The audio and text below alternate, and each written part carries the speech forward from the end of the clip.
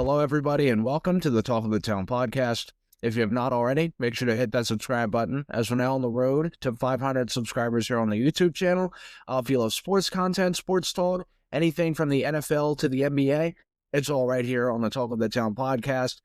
And let me tell y'all, actually, I don't even have to tell y'all, I'm sure y'all already watched it this weekend. What a hell of a divisional round weekend this week.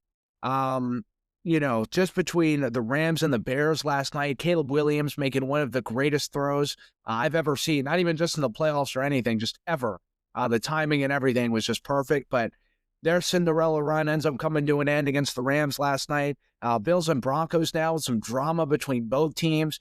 Sean McDermott getting fired this morning. Bo Nix is now going to be out for the rest of the playoffs. What a bummer for Denver there. The Seahawks now feel like the overwhelming favorites, not just in the NFC, but really in the NFL in general right now.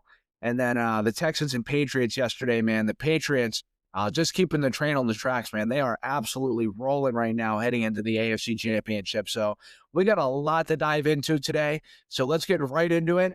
Speaking of a team that's having a lot of fun, that is the New England Patriots going against the Houston Texans yesterday, 28-16 there.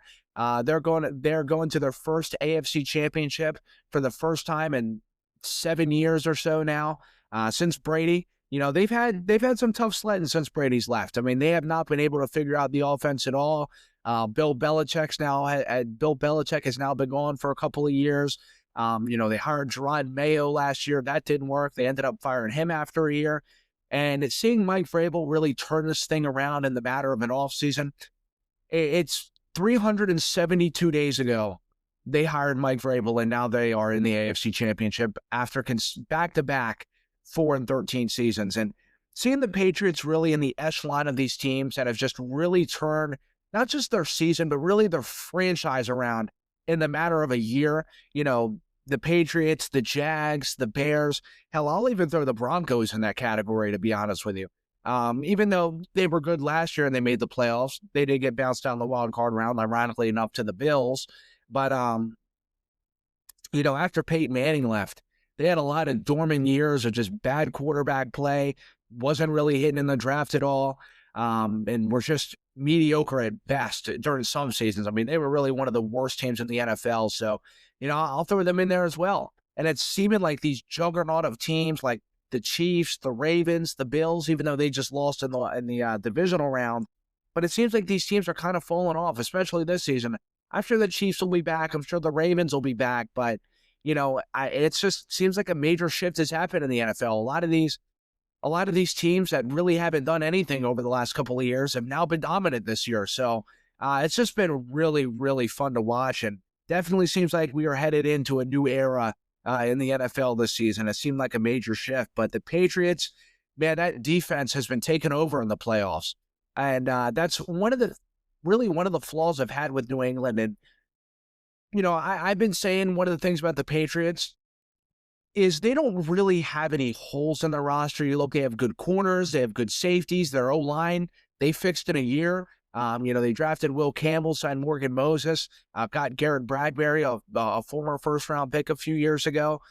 So they've really fixed that up. Their receiving core, signing Stephon Diggs, Kayshon Bouttie's broken out. Demario Douglas is a really good slot receiver. I mean, he had a really good touchdown yesterday on fourth down.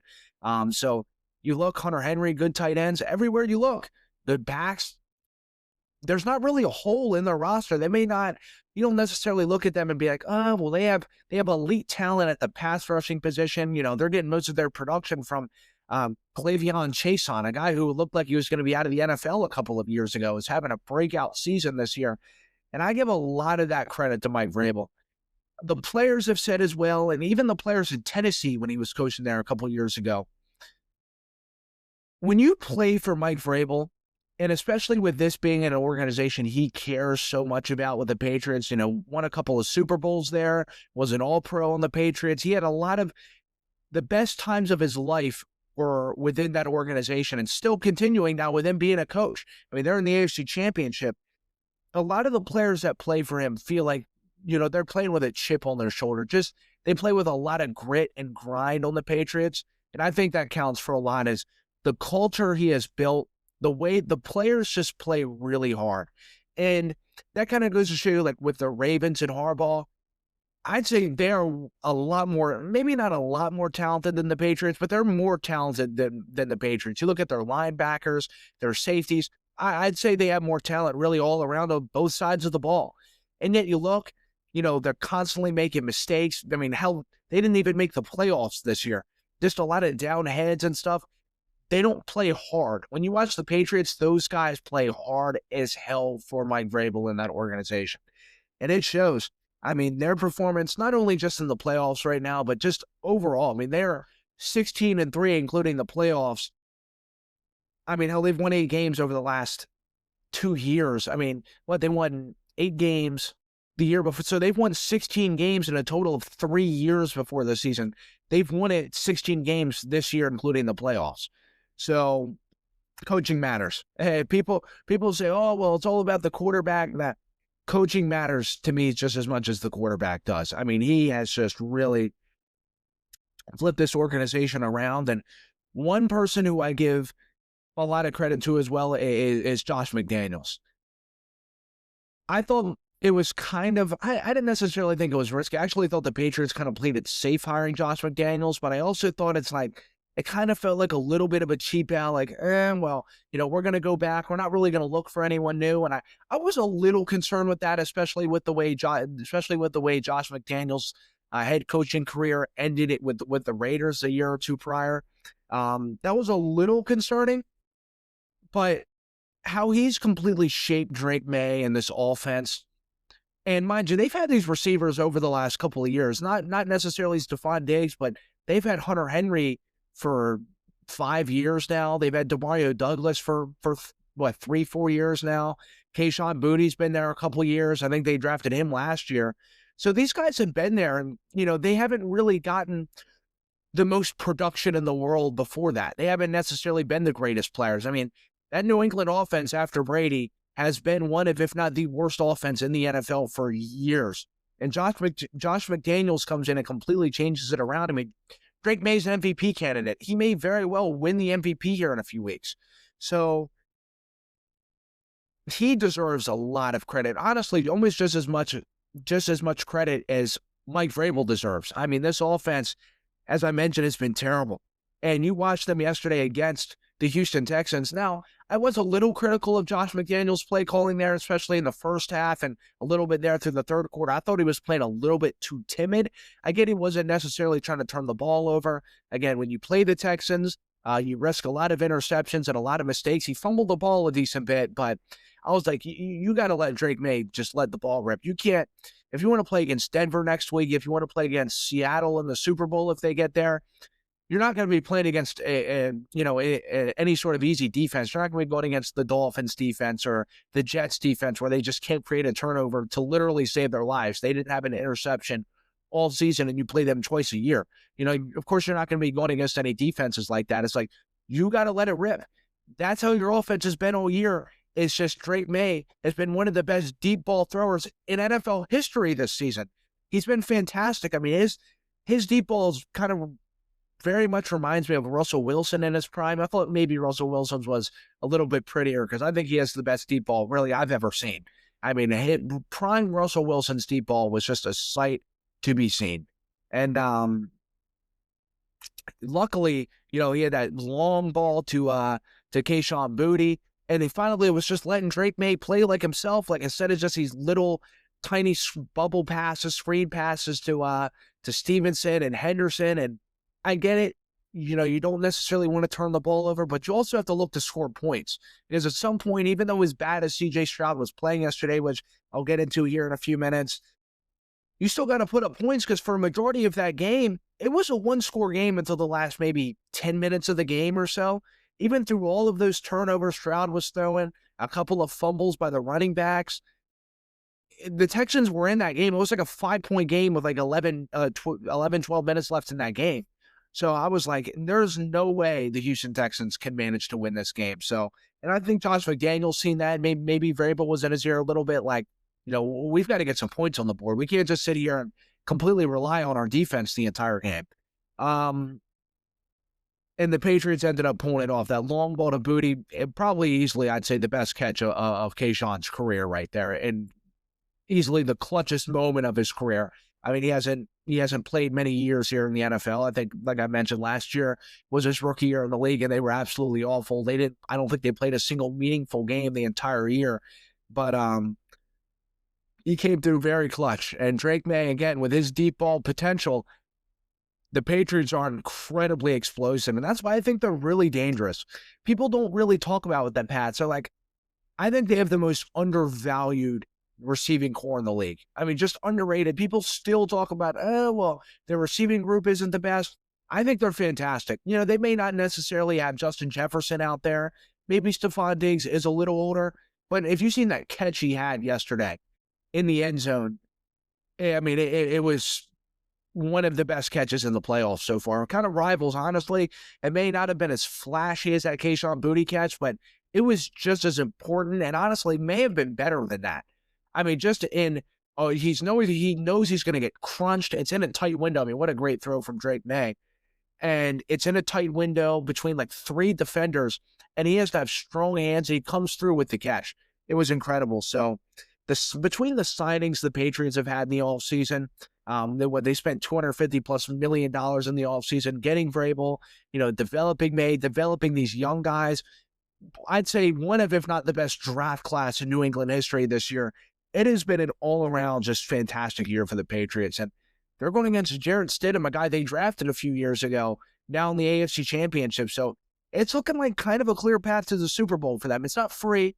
I'm going to talk about the Broncos here in a few, but congratulations to the Patriots, man. They have been fantastic. And the schedule allegations need to go, so anyone who's still talking about the schedule this, the schedule that, Mickey, they're on their way to a Mickey Mouse ring. I don't know what to tell you.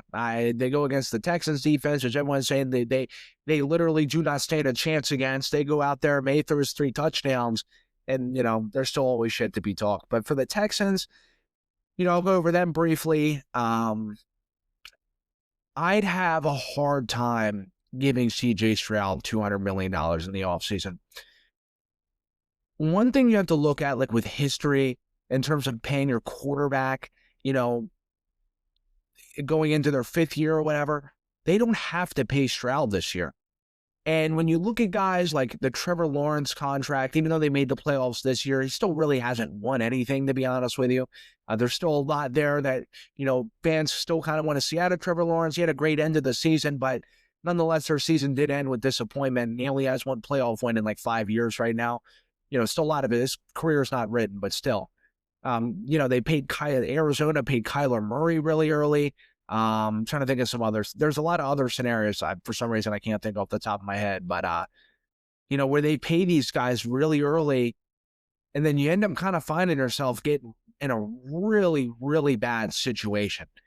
And that's where I kind of feel like the Texans could find themselves if they end up paying C.J. Stroud this offseason. Because mind you, too, him and Will Anderson are due for big money. Now, Will Anderson, I'm throwing, I throw a ton of money at Will Anderson. He absolutely deserves it. Stroud has 3 playoff wins. But one thing that's really weird with him is he's regressed, like, a lot since his rookie year. He is nowhere near the same quarterback as he was 2-3 years ago. I mean, you watched him yesterday, less than 24 hours ago. He may have been the worst quarterback in the NFL. Including guys sitting on the couch right now. That was like backup quarterback territory. I was kind of thinking, and, we were talking on my couch yesterday about how, should they bench C.J. Stroud going into halftime now? Again, you have a young guy who you're looking to pay a lot of money, maybe not necessarily in this offseason because you don't have to, which is why I wouldn't. But, he's going to be your quarterback next year. You don't want any sort of controversy with your quarterback position. And I get not benching him. D'Amico Ryans, I get that decision. I back him for not benching C.J. Stroud, but the thought had to have crossed his mind. There's no way it didn't. He was absolutely putrid yesterday. If I'm Houston, I'm going all in on drafting O-line. You can go out and go get yourself, a decent receiver. One guy we kind of forgot about is Tank Dell, and I'm a little concerned whether or not he'll be the same receiver when he comes back. I mean, he should be back next year. He's been out for over a year now. I mean, he suffered a really gruesome injury, so I'm not surprised he was out this entire season. But people kind of forget, they do have Tank Dell. Nico Collins was injured yesterday, but, I think you could stick Jefferson or Chase out there. It wouldn't matter. I mean, that O-line, they were just getting absolutely ran through yesterday. And that has to be priority number one. I mean, they traded Laramie Tunsil in the offseason, which I'd say, you look at the state of the Commanders and, the Texans desperately needed O-line help this season. I'd say that was a bit of a loss of a trade. Now, if they do end up going out and using a pick on an O-lineman that they got from the Commanders, and it turns out to be a really good pick, then I'd say it'd be successful. But as of right now, heading into the AFC Championship here in 2026, it has not been a good move trading Laramie Tunsil to me. I think that's kind of been an underrated, no one's really talking about how bad of a trade that was for the Texans. And I think it showed yesterday. I mean, I'd have a hard time paying Stroud $200 million. Will Anderson, of course, like I mentioned, he deserves it. I mean, he's up there with Myles Garrett and Max Crosby and just that echelon of edge rushers. He's fantastic. And Danielle Hunter deserves a lot of credit too, although, he's on contract for the next couple of years, so they don't really have to worry about him. But I'm doing everything I can to keep Anderson. But it's going to be an interesting situation. What if CJ Stroud goes out next year and they have another poor start, kind of like they did this year? And Davis Mills, mind you, when he stepped in this season, he beat Josh Allen. He beat Buffalo. They went in and they won games with Davis Mills. I'm not necessarily saying Davis Mills, they got Brady sitting on the bench or whatever, or Brock Purdy back there, sitting down, and you look up and it's like, we have a franchise quarterback on the bench. But if he can just go out there and win you games, I'd say that's worth putting in. I'd say there has to be, I know there is conversations within the Texans organization about CJ Stroud, because one thing with him is in Houston, they play in the dome. And even if they didn't, they play in warm weather, really warm weather year round. Bit of a tongue twister there. He didn't play in Ohio State, but he grew up in what? He grew up in what? Southern California. He's a bit of, people kind of forget, his comp coming out of college was Jared Goff. And mind you, a lot of Jared Goff's issues his whole career, especially in LA when they have to go in the playoffs and go play in cold weather, is Jared Goff can't play in cold weather. And we've kind of seen that with Stroud now over the last couple of years, like last year in Kansas City, his first year in Baltimore, this year in New England. There was some throws, when he wasn't pressured, he was just way off. And in Pittsburgh last week as well, they won that game, but it wasn't because of Stroud. I think we can all agree on that. That defense created turnovers. They had a pick six. Stroud missed a decent bit of throws. Like I mentioned, his comp was Jared Goff coming out. He's a pocket passing kind of quarterback. He's not really an all sort of dual threat guy. He wants to pass. He's a touch passer.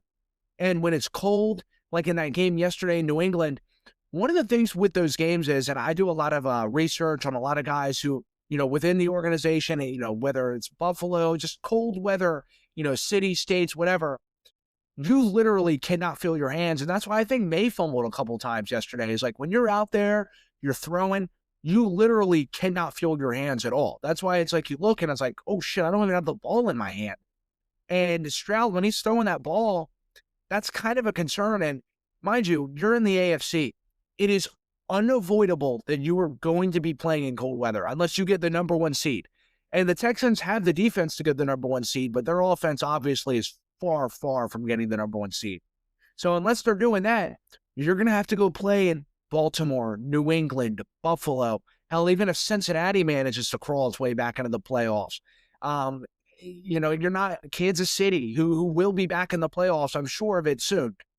You're not going to be playing in Los Angeles or in your dome for the most part. And mind you, a lot of his wins first year against Cleveland, they were playing in Houston. What was it, last year? They were playing in Houston. They did get that win last week against the Steelers, but it wasn't because of Stroud. So that's something you have to look at for the future of your team in the playoffs. It's your organization has never made an AFC championship. And you have a quarterback that's kind of looking like he can't play in cold weather. So that's something to really keep an eye on for if you're a Texans fan and within the Texans organization in general. And I'm sure they're talking about it.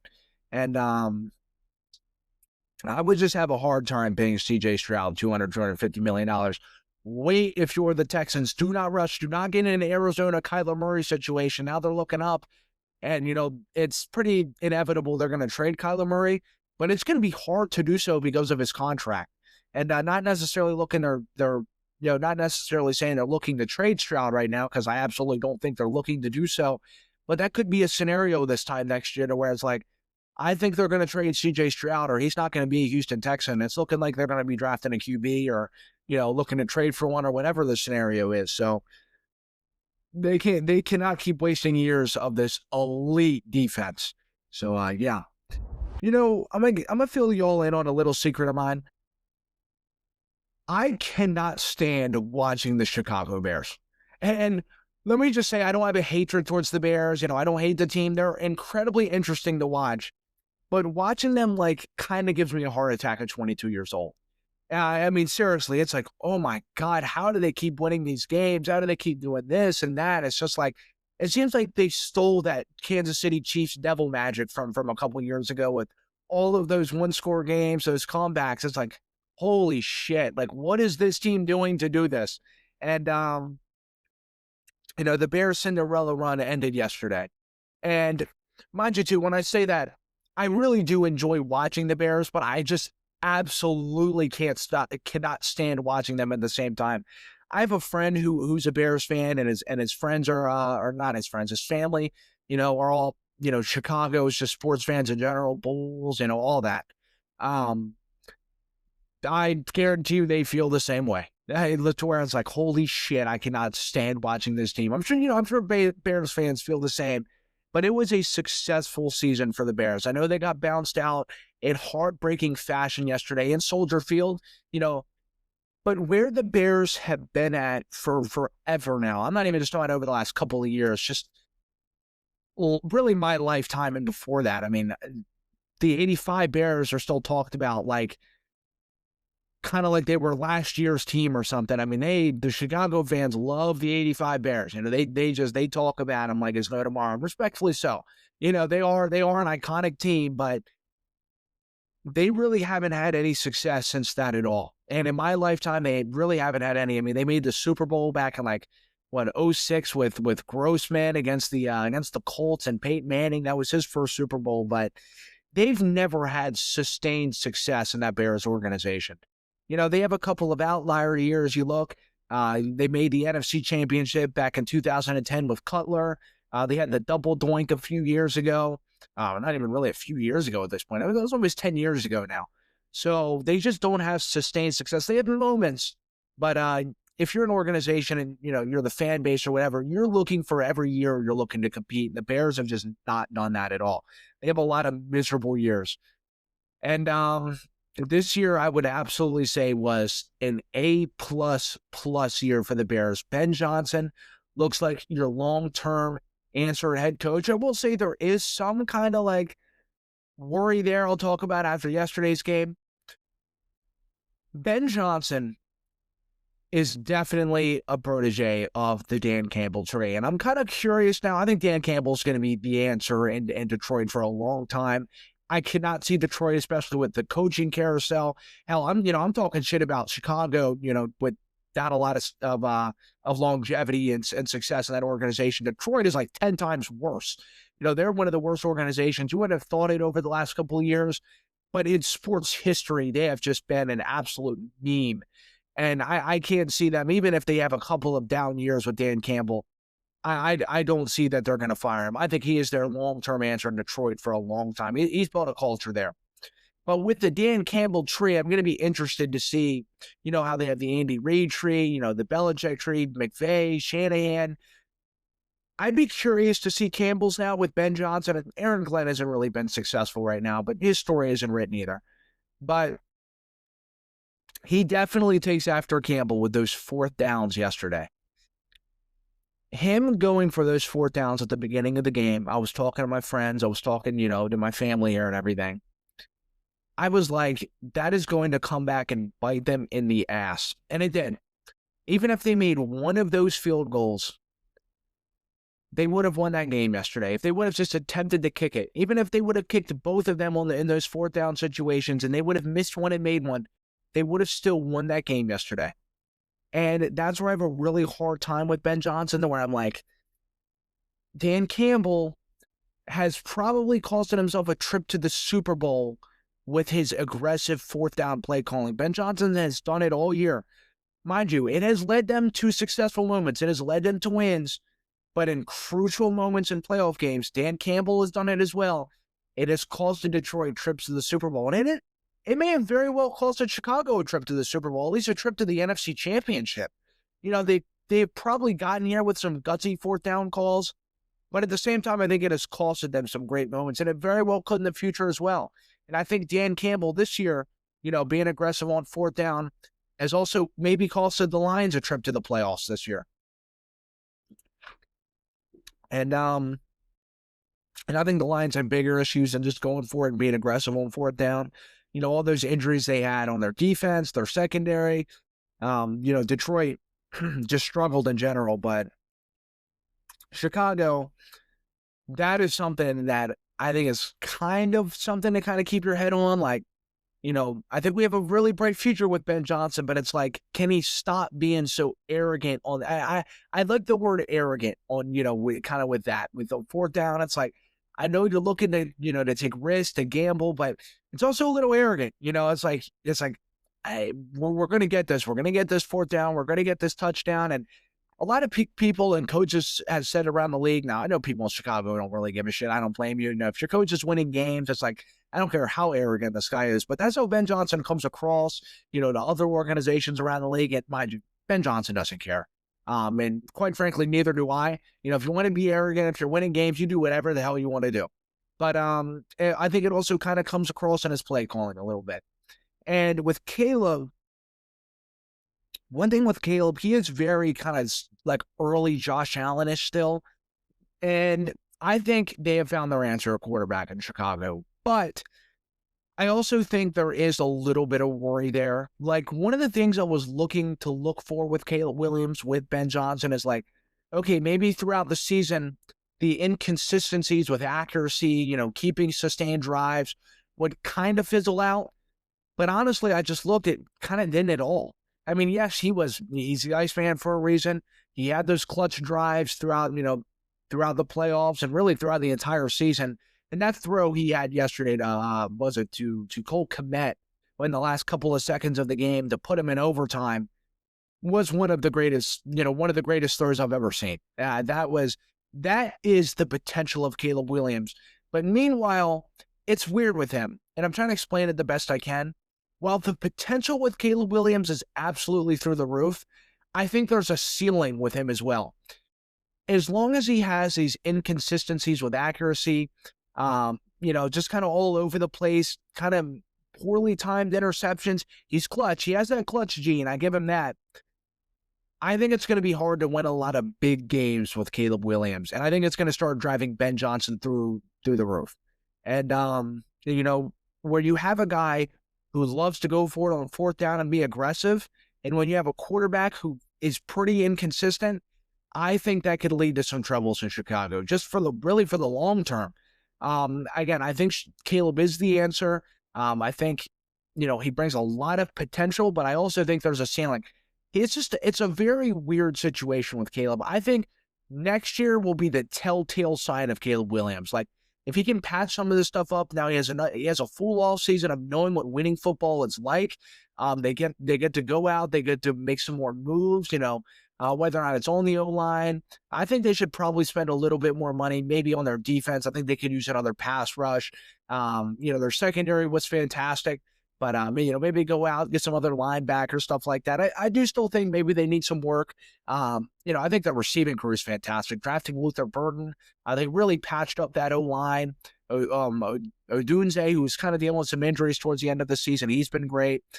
So I think there's not a lot of holes on the Chicago Bears roster, like I talked about with the Patriots, but Ben Johnson's aggressiveness and Caleb Williams' inconsistencies, I think they need to find a way to kind of balance themselves out with that a little bit, because I think that could lead to some really just kind of Dan Campbell in Detroit moments to where it's like, this team's fantastic, but it can fall off very quickly. We've seen Detroit this year to where it's like they were on top of the world this time last year to now to where it's like they didn't even make the playoffs this year. The whole thing can crumble very fast due to just ill-advised play calling and just kind of inconsistent quarterback play. So I think Chicago, their future is in great hands with with Ben Johnson and Williams, and I think Ryan Poles has done a good job.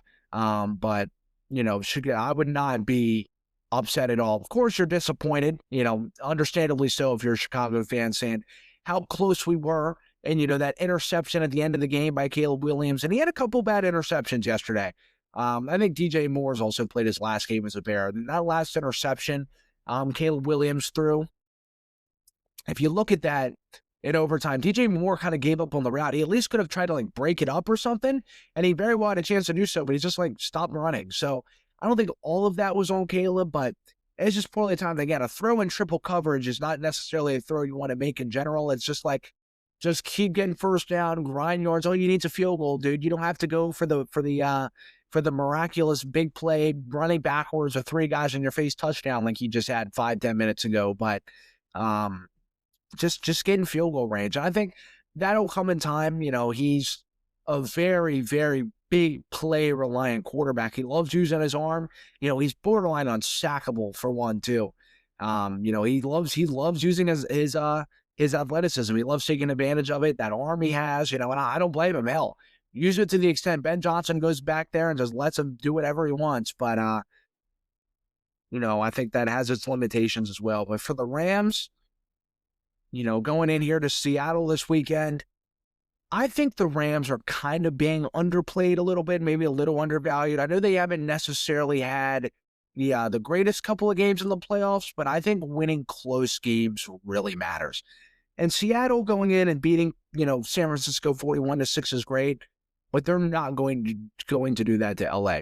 And I know a lot of people are very high on Seattle, but I think LA is going to use that to its advantage because not very often this year, there hasn't been many, if any, times this year, LA has really been an underdog going into a game. I mean, they've really kind of been seen as the NFC favorite. Now, all the talk is this week with Seattle is Seattle is not only the favorite in the NFC, but in the NFL, it feels like they're going to run away with this thing. It doesn't feel like LA has any chance. Remember one thing with Sam Darnold. His performance against LA, not only just in the playoffs, last year with Minnesota, he was completely just thrown off in Minnesota going against the Rams. Now, it was his first real playoff game as a starter. You give him the benefit of the doubt, but against LA this year, he had that game, and the first time they played him, they lost to the Rams, still barely lost, and he had, 4 interceptions or something like that, and didn't have a great game. For the majority of the last time they played him, their second matchup towards the end of the season about a month or so ago, he ended up having that comeback and beating them in overtime, but for the most part, Darnold didn't have a great game. That offense really didn't do anything. And, it looked like the Rams were going to run away with that thing. Now people are just head over heels with the Seahawks. But it's you kind of have to be careful because I think the Rams are going to use this to their advantage next week. And last night, they're going to kind of look at, the Rams are in this and that. So, you look at last night's weather in Chicago. It was one of the coldest games in divisional round history, I think in playoff history. I mean, it was just crazy cold. I remember I was talking about with the Patriots game yesterday, how the players cannot feel their hands. I don't care how experienced you are, unless you are literally Tom Brady, who no matter what weather or the cold, Brady could just play through that shit. I mean, you got to give him a serious credit with that. That's a pretty underrated part of Tom Brady's career is how good he was playing in the cold.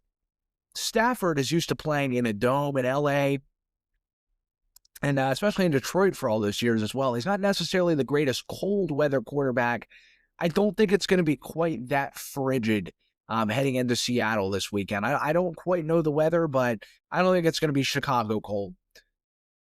And I think, knowing what they're going against the Seahawks, Mike Macdonald, for one, he's a wizard in terms of being a defensive coordinator. So I think the Rams have it it's going to be a really good game. I'm just going to say that. And them winning these field goal games, I don't care if it was the Panthers, I don't care if it was the Saints, I don't care if it was the Seahawks.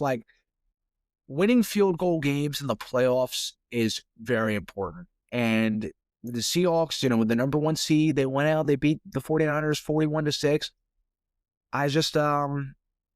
I think the Rams are going to use that to their advantage. And I do like the Rams heading into the NFC Championship this weekend. I really do. I actually thought they played a pretty decent game yesterday. I thought Stafford came through really clutch at the end.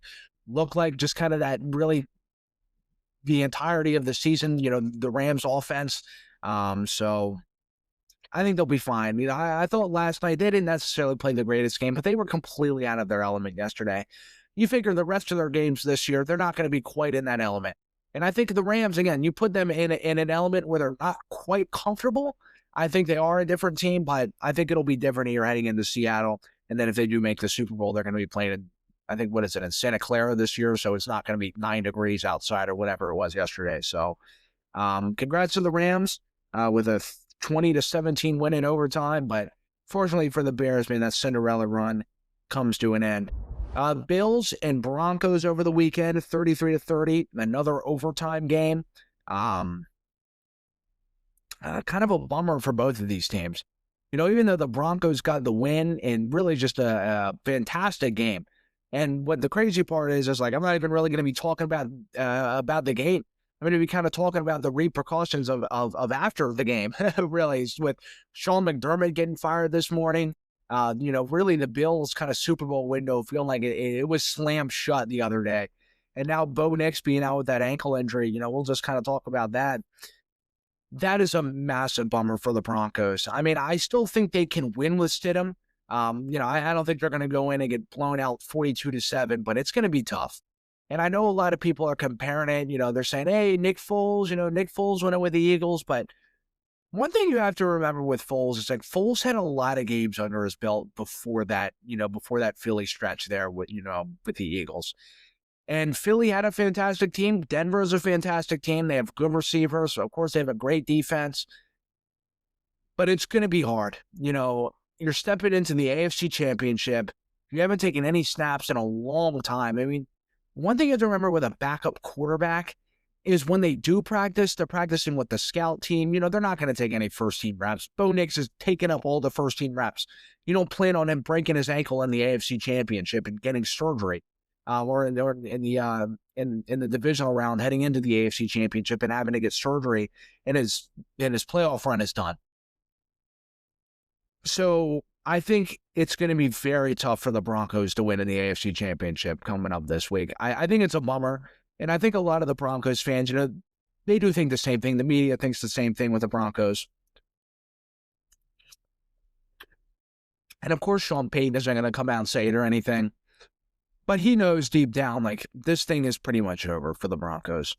I think they'll go out. I think they'll be competitive. They are at home. That Denver air, I think, is going to, that is one of the competitive advantages with playing in Denver is like, if you're not used to it, and mind you, New England's team is really young. A lot of these guys just got drafted this year. They've only played there the last couple of years, and they haven't played Denver since 2022. So a lot of these guys haven't been up in Denver and have played there in Colorado. So I think that's kind of something to keep an eye on there. I don't think this is a guaranteed win by any stretch for the Patriots, but Bo Nix going out there and breaking his ankle is just so tough. I know I keep saying it, but there's really just nothing else to say. I think that defense will go out there. They'll try keeping them in the game, but I think that offense is going to struggle because even with Bo, it's had its moments this year to where it has really struggled, and that defense has kept him alive. But Stidham, I mean, I think his last game as a starter was he was starting for the Raiders. He had like 2 touchdowns and 3 picks. He's 1-3, in his career as a starter. Not really any experience at all. He sat on the bench. He is, I'd say he's a bit of a seasoned veteran in terms of sitting on the bench at this point. He hasn't been in the league that long, but he's been in it for a decent bit. The Patriots, ironically enough, drafted him a few years ago, sat on the bench for a while. I think behind Brady, what was in 2019? I think that was the year he was drafted in the 4th round. So he's going to do all he can. You can't run the offense as the same with Bo Nix.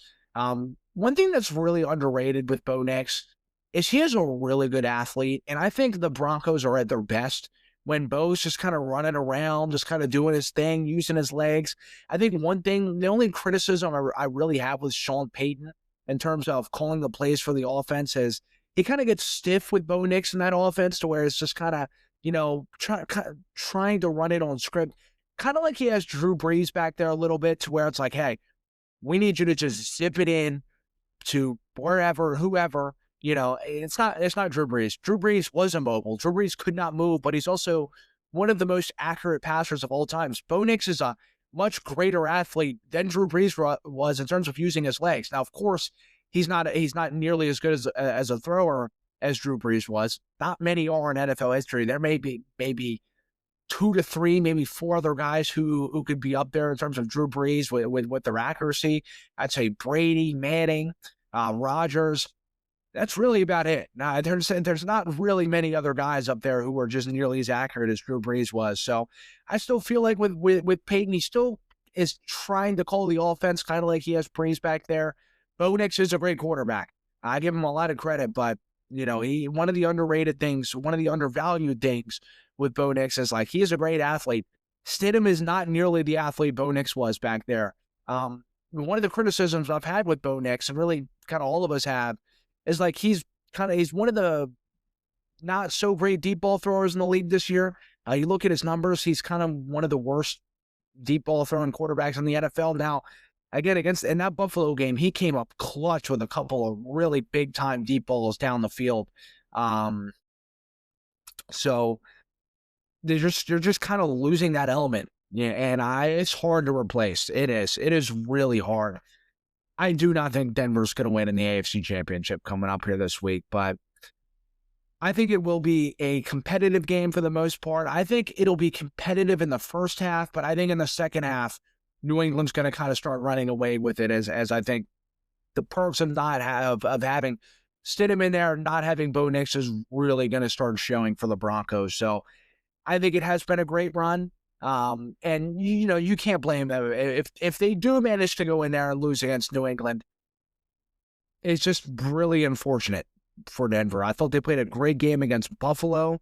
Sean Payton has been fantastic for this team, but they're just incredibly limited now, and it just sucks. I think they have 2 great backs. RJ Harvey's been great.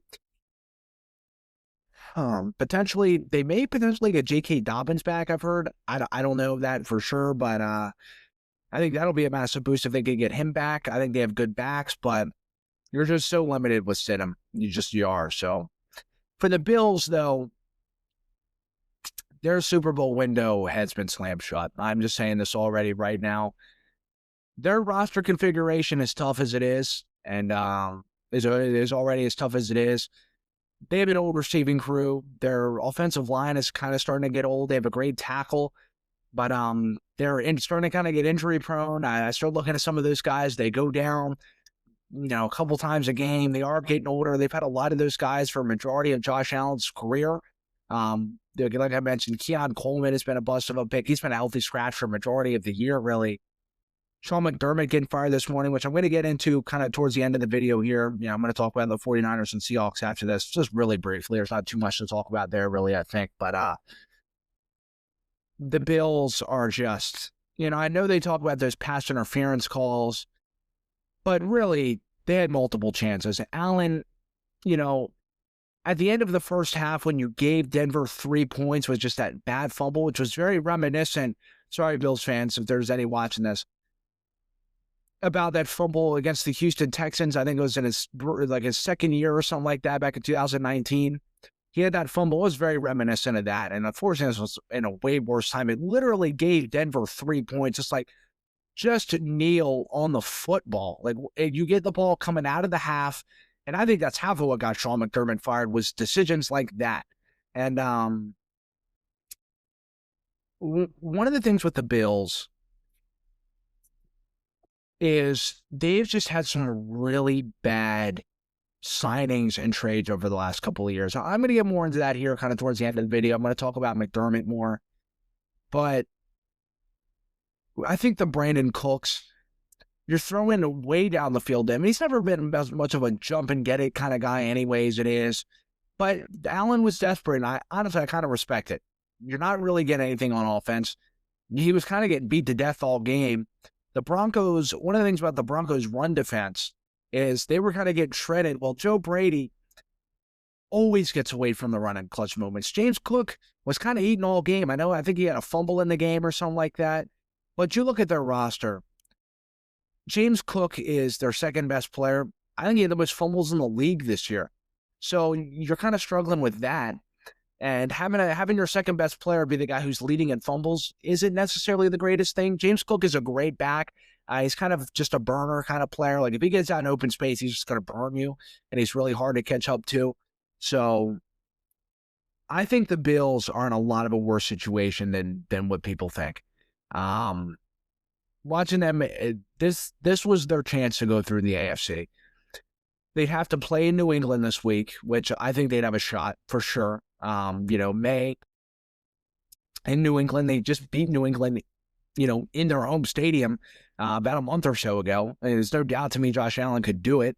I think McDermott has kind of had the Patriots number over the last couple of years anyway. In the AFC Championship, I feel like he'd really have a taste of like, okay, I have to do it here. He's undefeated if he's not going against Mahomes and Joe Burrow. And it's like you're going against Bo Nix and the Denver Broncos, which, of course, they are the number one seed. They're one of the best teams in the NFL. But I feel like Buffalo with Josh Allen, it constantly feels like it's him playing superhero and everyone else just kind of go out there and let Josh Allen do his thing. It's like if you get open, he'll give you the ball. The game planning for Buffalo has just been so rough. And unfortunately for them, it hasn't led to any success at all. And I think now when you talk about Josh Allen, Lamar gets a lot of shit. You have to start putting Josh Allen in that tier. I know he's been to an AFC championship or two. Lamar's been to one. It's both these guys just historically choke in the playoffs. Allen is in that group of guys who choke in the playoffs. He had multiple interceptions, multiple turnovers, fumbles in that game the other day. And it's like, you got to put him in that category of players. I think you do is just kind of can this guy really win in the big game? It hasn't proved shit to me so far. I don't think he can. So I think Buffalo's window is slammed shut. I think that game against Denver was the nail in the coffin for the Buffalo Bills. 49ers, Seahawks, 41-6. I don't think there's too much to talk about with this game, so I'm going to go over this briefly. The 49ers, we'll start off with them real quick.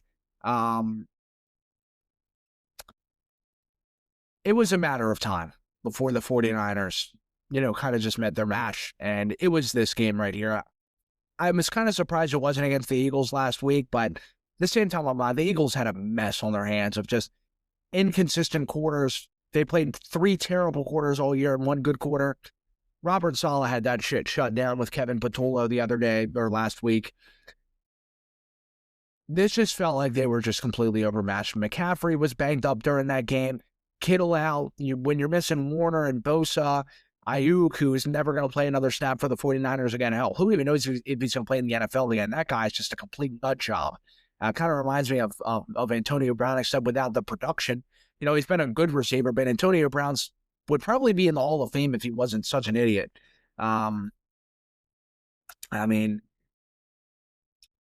They're just missing way too many guys and star players. They're not missing where it's like, well, maybe our backup can come in and try to fill in his role. If it's a guy who's already kind of just a borderline starter as it is, but he's starting for you, you're missing some of the best players in there.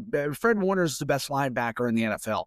Nick Bosa, meanwhile, he's kind of been regressing over the last couple of years, is one of the better, easily their best pass rusher in the NFL on their team, and one of the better ones in the NFL.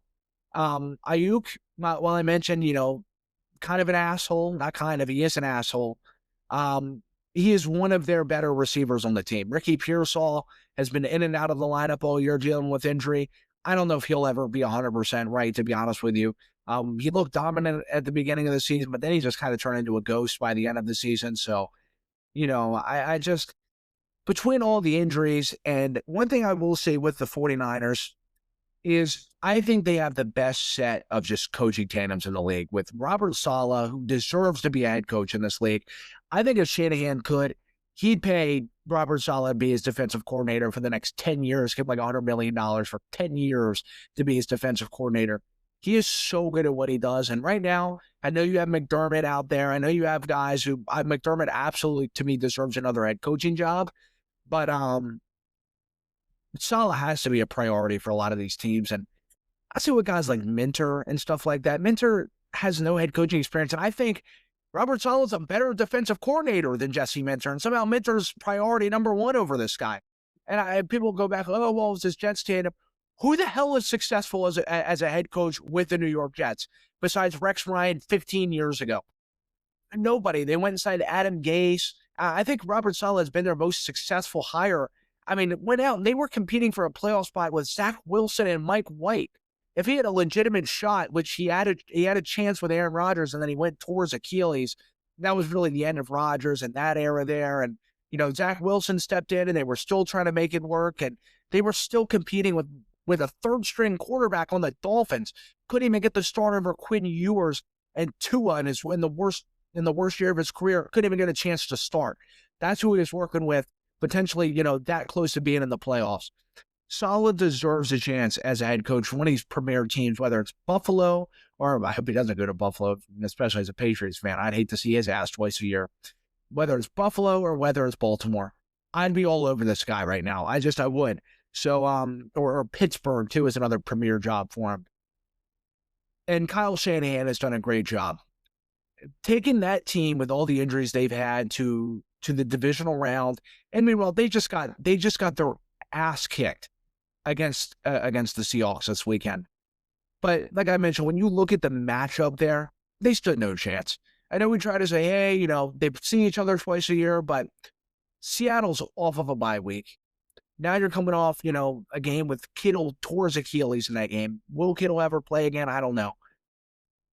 McCaffrey banged up in that game, who really has been 90% of their offense. Brock Purdy's been the other 5%, and then they're out there working with Bourne and Demarcus Robinson, and they were working with Marquez Valdes-Scantling before he went to Pittsburgh.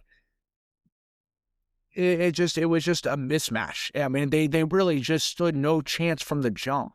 So if they can get their guys back healthy next year and go out and get a little younger, I think that's one of the things is the 49ers, when they talk about how the hell are they so injured, they brought up some like I don't know, some building by them that produces like this. I don't even know. It's the craziest shit I've heard. Maybe it's true. Maybe it's not. I don't know. I'll have to do more research into it, I guess. But I'm sure you guys probably know what I'm talking about if you've seen it. Some facility near them that apparently is producing something that could potentially, weaken tendons and muscles, and they think that's why it's happening or whatever. I mean, the 49ers injury history over the last 10 years or so is pretty ridiculous. You kind of have to start wondering, are they going to have to move somewhere else, their practice facility, or what? So I don't know, but I think one thing that plays a factor into that as well is the 49ers have to look to get younger. They have an older team. And with older players comes more injuries. It's just the truth. Those guys have taken beatings their whole careers. When you're getting hit by 260-pound linebackers running like a gazelle, it's kind of hard to be able to not take some sort of injury in the twilight years of your career. So they do have to look to start kind of pivoting more. I do think one issue I kind of have with the 49ers is they just are holding on to these older players. Now, they are elite. Kittle's an elite player, but when he comes back from this Achilles injury, he's probably not going to be the same player. He's going to be pushing his mid-30s. You've seen Kelsey when he got into his mid-30s. It was a drop-off like that. And Kittle's had more injury problems his whole career than Kelsey. So I doubt Kittle comes back the same player. I do. So they're going to have to look to kind of find a future at that position there. McCaffrey's only going to get older, and his injury history. Meanwhile, he hasn't really had it so far too bad on the 49ers. Had an injury there in the Seahawks game. Purdy is a lot better than I thought. I didn't necessarily give Purdy a lot of credit, but I do think Purdy, they are working with a franchise quarterback. They're going to have to look to get younger on their offensive line. Trent Williams, meanwhile, he's a brute. He's a force of nature.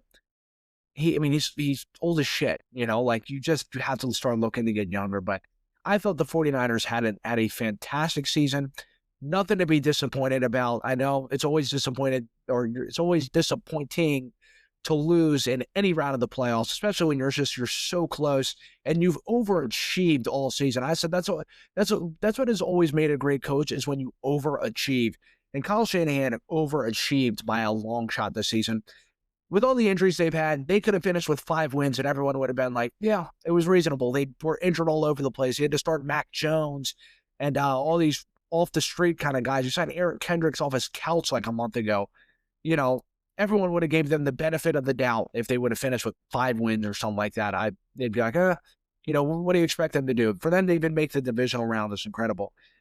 For the Seahawks, I think what is an underrated thing with the Seahawks, they're one of the more underrated organizations in the league in terms of being successful. People always talk about, you know, well, one thing with the Seahawks is they don't necessarily have the Super Bowl success. They don't have all the rings. You know, Kansas City's went out and they've won a shit ton of rings over the last 7, 8 years. New England over 20 years won 6 rings. Pittsburgh has 6 rings, even though they haven't necessarily had the most success in terms of recently. But, you know, Pittsburgh historically has a lot of success. The Cowboys, the same, you know. They're not necessarily seen as one of those kind of organizations, but they have been consistent. I mean, all these years, even after the Legion of Boom, they were consistently a top-tier team in the NFC. Last year, even though they didn't make the playoffs, they were 10-7 and missed. I mean, even with Geno Smith, the way they pivoted off their franchise, probably their best quarterback in franchise history in Russell Wilson, they pivoted from him to a career backup in Geno Smith and still made the playoffs and were competing with winning records. And it's just, John Schneider deserves a lot of credit in terms of being a GM for that organization and what he's done there in Seattle. He is fantastic. I'd say he's one of, if not the best GMs in the league for any team. He's just great. His draft this year, they knocked it out of the park. And one of the things, their team is really, really young and they're cheap. They're the opposite of Pittsburgh. Seattle is young, or their defense, young, cheap, inexpensive, flying all over the field. Pittsburgh, old, expensive, slower guys. Just, you look, Jalen Ramsey, old, paid him a lot of money, traded a lot to get him. You traded one of you, if not your best defensive player, and Minka Fitzpatrick for an old Jalen Ramsey. TJ Watt, old. Cameron Hayward, old. You're paying these guys a lot of money. Patrick Queen, average on his best day, paid him a lot of money. Seattle's out here drafting elite talent on the defensive side of the ball. Mike McDonald is a wizard out there in terms of calling their defense. And that's what it was with the 49ers and Seahawks game the other day. Was one of the great things with Shanahan is, and what he's always been known for is, like, no matter who he goes against in terms of a defensive coach or whatever it is, Fangio kind of has his number a little bit too. But he can go out there and change the offense. He can go out there and see the defense, kind of just preemptively know what that defense is going to call and change it on the fly. And he goes out there and he can carve up a defense, just masterful. But with Mike McDonald, he can't do that. Like, Mike McDonald is just so good at calling a defense and calling all these disguised plays. And it's just like, holy shit. Even Shanahan just doesn't know what to do. And that just, you just have to give credit to the Seahawks. Going out, hiring a young head coach who had a dominating defense with the Ravens, comes into your organization, changes it around. You sign Darnold, says, you know what, hey, last year, we clearly have something to work with. We didn't make the playoffs. We fell just short. But I'm not just going to sit here and kind of just repeat what we had. We're going to re-sign Geno, which supposedly they actually wanted to re-sign Geno, but they didn't. But it's just better. I think Darnold is, you looked at Geno this year compared to Darnold, they're not even in the same stratosphere as each other. Darnold having a great year. They signed him incredibly inexpensive for a quarterback. And you look at the playoffs this year, look at all these guys that are on cheap contracts.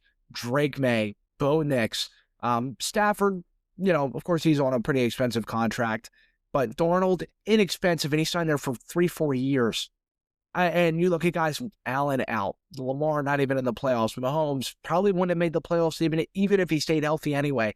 Joe Burrow, Trevor Lawrence bounced out in the first round. Like, a lot of these guys on these really expensive contracts, you look at teams, a couple years ago, it was like, you had to have a Lamar Jackson. You had to have a Josh Allen. Don't get me wrong. You have to have a good quarterback play to succeed in this league. That's why it's like the Broncos with Jarrett Stidham now, it's a completely different team because he may be a good backup, but he's probably not a good starter. You need to have a good to above good quarterback play to have any sort of success in this league. and be able to put a supporting cast around him. Look at Allen. His supporting cast kind of stinks, but he's getting all the money. Look at Lamar Jackson. Guys are kind of starting to get older and kind of dwindle away. Well, they can't afford to pay Tyler Linderbaum in the offseason. Guys they really need, they're not going to be able to afford it because Lamar is hogging in all the cash. So you look at teams now with younger QBs, the Seahawks being able to pull it off, paying Darnold for incredibly inexpensive for the quarterback market is just crazy. And the Seahawks, they need to be recognized with teams that do great business. And I think they do to an extent, but, they don't have the rings, but they've made the Super Bowl multiple times. They made it back in 2005. Very controversial. That's a topic for another day against Big Ben and the Steelers. Refs had to literally come out and apologize after the game because it was so poorly called. They had their first Super Bowl win with the Legion of Boom against that 2013, the greatest offense ever with the Peyton Manning and Denver Broncos. Held them to 8 points? Ridiculous. Blew them out of the water. And then the next year in 2014, they ended up losing to the Malcolm Butler interception there, but probably should have won that Super Bowl. They are an elite organization. And meanwhile, do I think they have a bit of a tall task on their hands that may get overlooked against the Rams next week? I do. I think they are known and seen as the overwhelming Super Bowl favorites going into this week. Respectfully so. I think they do deserve it, but I don't think it's up there for grabs. I think the thing's still up for grabs. I don't think Seattle's just going to go in there and beat LA, 42-7 or something like that. I still think they absolutely have their work cut out for them. Still some concerns with Darnold heading forward. Don't get me wrong. But, and I say, as I mentioned earlier with Darnold, his performance against the Rams historically is not great. You've seen last year when he was playing at Minnesota, it was his first big-time playoff game, but he crumbled. And they did end up coming back against the Rams about a month or so ago in overtime, but they were down big in that game as well. The first time he threw 4 interceptions and they lost against the Rams. So it's not easy. Mike McDonald's going to have to pull off, his wizardry, if you want to put it that way, against the Rams in terms of calling his defense. But Seahawks are set up. I love the way this team does business, the way they're constructed, the Rashid Shaheed trade in the offseason, getting him for next to nothing, for really just a bag of chips, pretty much, is extraordinary. I think this team is going to be really good. You have a coach who is, 15 years older than me or something. I mean, he ain't that much older than me. I guess he is older, but a decent bit older than me. But, you look, he ain't like the age gap between me and Pete Carroll or some crazy shit, like to where it's like this guy could have lived 3 lifetimes, without me. So it's just, they are set up for the long term. JSN, Rashid Shaheed, Cooper Kupp is temporary, but I think he's been a good signing there. Kenneth Walker, young running back, good back. Offensive line, you drafted Gray Zabel this year. Just a young, cheap, inexpensive defense with guys flying all over the field, killing it in the draft. They are set up for not just this year, but years and years of success in Seattle. So, big time for them. They have a big game in the NFC Championship. Only worry I have is Darnold. So, but they're set up for the long term. A couple of things I want to talk about before we get out of here today. I want to talk about Harbaugh signing with the Giants. Let me say this with Harbaugh. I am in a complete disagreement with a lot of people with how, Harbaugh is going to be great for this organization. This and that. I disagree. Now, don't get me wrong. I do think Harbaugh is going to be a step up. I think they're going to win more games. But one thing is when people mention, they're going to win more games under Harbaugh, it ain't that hard to win more games. What, they win 3-4 games? I mean, I hope he win more games. And then they're going to be healthier. They'll get Malik Neighbors back. The Giants are a talented young team. You're walking into a quarterback. Obviously, you don't have Lamar Jackson. I don't think Jackson Dart is ever going to be on the level of Lamar Jackson, but I do think he could be a Pro Bowl level quarterback. You have something to work with. You have young receiving talent that is really good. Abdul Carter, who was kind of breaking out towards the end of the season. So you have a high draft pick. So there is a lot of talent there to work with on both sides of the ball. I do think the Giants need to go out and draft defense. Maybe go out and get themselves another right tackle. But their O-line was actually ranked one of the better O-lines in the league. You have a franchise left tackle. Scadaboo will be back. What I think is funny is that he took Todd Monken with him, and I see all these memes going around. I kind of thought at first before I seen the memes of like, oh, well, Scadaboo is going to be a Pro Bowl level running back, but you're not going to see him in the last 12 minutes of the game. They're going to blow a 14-point lead. It's a joke, but it's also very realistic. You bring Monken with you, which personally, I think Todd Monken is shit. I mean, I'm going to be completely honest with you. I don't think it's hard to produce with an offense of Lamar Jackson, Henry, Zay Flowers to get some sort of level of production out of those guys. I don't think it's that hard to do so. I think even if you're just an average, below average, which I think he's a below average offensive coordinator, to do that. But that offense never excelled besides his first year when he was there. I give him that credit. They were fantastic. They had the duo between Monken, McDonald there with that defense and the offense. But remember one thing too, that defense perfectly complemented that offense. So it wasn't hard for that offense to be great. And I'm not sitting here trying to, downplay everything he's done, but you go back to his years before that with the Browns. He ran Baker Mayfield out of Cleveland, and you had that situation where OBJ wasn't getting the ball and the offense fell down a cliff. He may have a good first year with New York, and he seems to always have a good first year wherever he goes because it's a fresh scenery, kind of goes in. But once he gets comfortable, once Monken gets talked into being, he's a head coaching candidate, Monken's going to get pass happy and the whole shit is going to collapse. I promise you. I'm reading the future with this Giants thing already. And Harbaugh in New York feels like a good fit. Mind you something too, since 1998, when Andy Reid hired John Harbaugh in Philadelphia, again, in Philly, cold weather, kind of just suited up. They are in a very emotional team, big city, big franchise. But again, cold weather, kind of just suited up. Just like, I don't know how to necessarily say it, just like a tightly ran organization, just very, I don't know, just goodly ran, I guess. Goodly isn't a word, but you get what I'm saying. Just a really good run organization. And Baltimore goes there, cold city, just a tightly run ship, really. And then he goes to New York now. It feels like another kind of just fit with that as well. To where it's just cold weather. And one thing with New York, I've always said is I've been to New York a couple times in my life. I went there for my 21st birthday last year. Every time I walk the streets of New York City, and mind you, I was there for my birthday last year. I was there for like 14 hours. I was there almost the whole day. I left at 6 in the morning to go there, take the Amtrak. I didn't get home till like 2:30 in the morning. Mind you, our Amtrak got delayed and a bunch of crazy shit just drove me absolutely off the wall. But he feels like a fit there. And I always say with New York is, I don't think I've ever walked through New York City and I've seen a smile on someone's face. Everyone's kind of bumping you out of the way. Just, it's selfish there. It's just a tightly ran city. And that's where it feels like John Harbaugh belongs, as an East Coast. That's why, to me, it didn't really feel like it made any sense for John Harbaugh to go to Miami, where, again, you got like strip clubs down the street. You got players going there. Just, it's a lot more loose. Like, players just kind of do whatever the hell they want. You got Mike McDaniel walking around with his goofy khaki pants rolled up to his knees. Like, it's not nearly the same as it is you're coaching in Philly, in New York, and Baltimore, where it's just a lot more serious.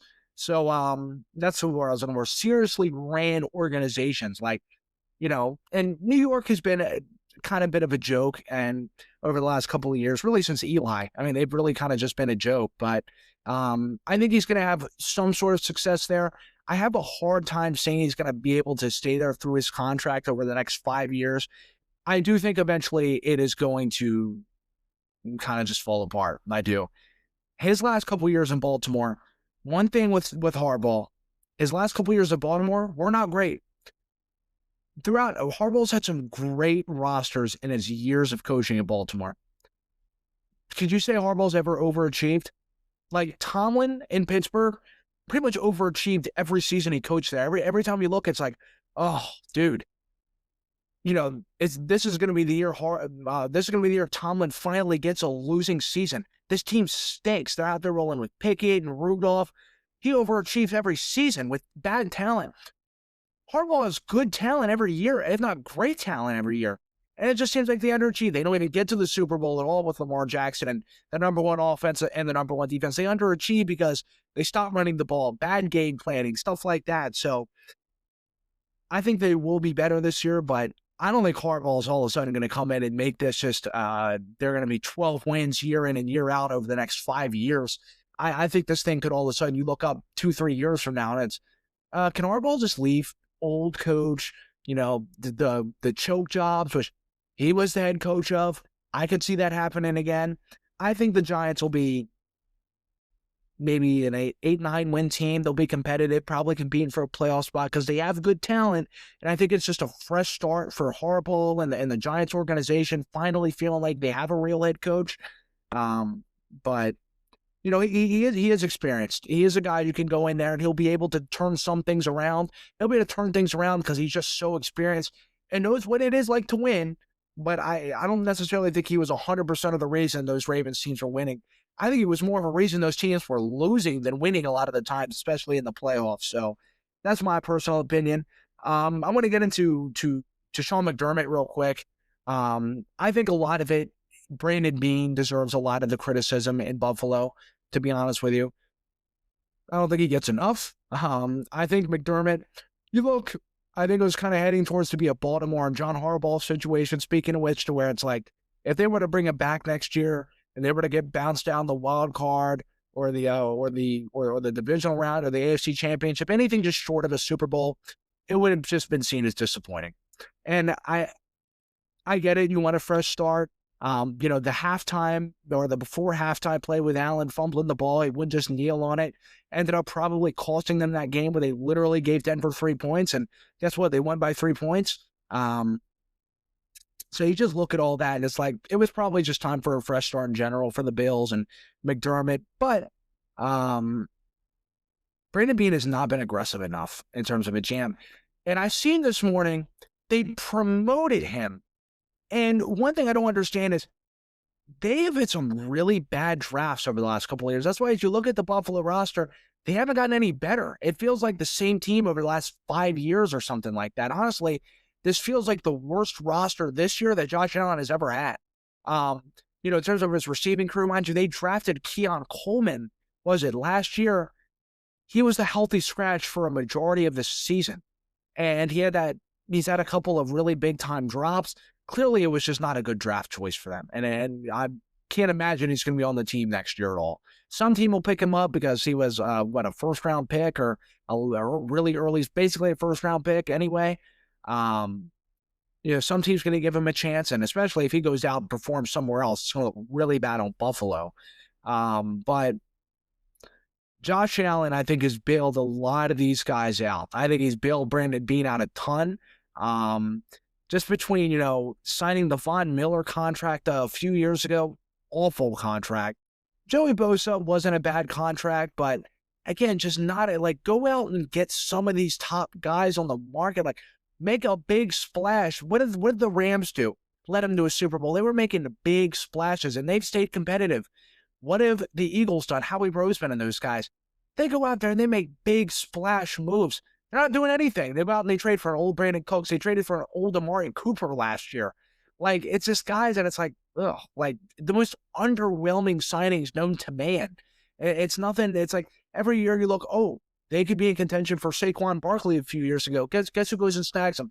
The Eagles, within the same division as the same division as the Giants. So it's like you can go out and get this guy, but you're just kind of cheaping out and you're not being aggressive enough. And the way the roster's built, they're old. They're not drafting well. Their defense is just starting to get ancient, to be honest with you. Kind of Washington Commanders-ish. Now you're not going to have Sean McDermott coaching it this year. So it's going to be very interesting what the Buffalo Bills do.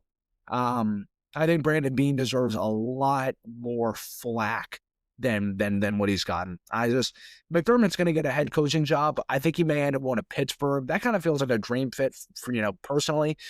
Maybe Baltimore. I think Baltimore's going to look to go young. I don't think they're going to look for Sean McDermott. Kind of feels like another Harbaugh kind of signing. Can't succeed in the playoffs. They do great in the regular season every year, yet fail in the playoffs. So with an MVP level quarterback. So suddenly, all of a sudden you have Buffalo with an MVP quarterback, and then Baltimore, Lamar Jackson with a multiple-time MVP quarterback. These guys are seen as like some of the best quarterbacks over the last like 20 years or something like that, all-time talented quarterbacks. So interesting how those jobs open up. So all of a sudden you look Buffalo, Baltimore, these jobs are the most sought after. It's going to be interesting to see what they do there. And Sean McDermott's, I think he's definitely going to get another head coaching job. If he doesn't this year, he may sit it out and he'll get one next year. But, he's won like 8 playoff games. I mean, guys would kill for a coach like that. And the head coaching cycle will open up.